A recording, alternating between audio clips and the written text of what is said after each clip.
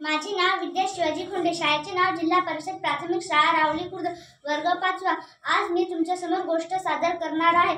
माझ्या गोष्टीचे नाव आहे ससा आणि कासव। एका जंगलात खूप सारे प्राणी राहायचे, त्यामध्ये ससा, कासव, जिराफ, हत्ती, लांडगा असे बरेच काही प्राणी होते। एके दिवशी कासव जंगलामध्ये फिरत असताना ससा त्याला म्हणाला, चल आपण रेस लावू।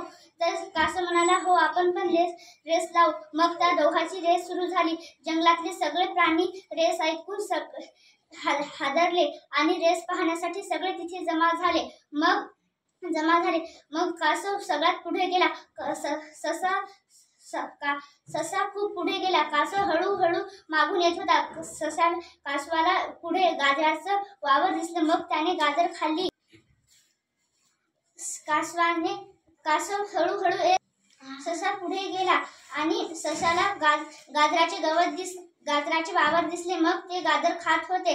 मग त्याने गाजर खाल्ले व पुढे गेला। मग त्याला मुळीचे वावर दिसले। मग त्याने मुळी खाल्ली। तर ससा मागून हळूहळू पुढे येत होता।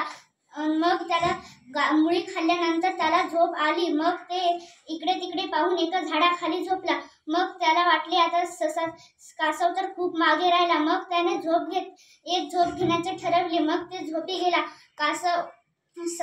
कासव हळूहळू येऊन सशाच्या पुढे गेला आणि रेस जिंकला। या बोधकथेतून असा बोध मिळतो की कधीही लालच करू नये।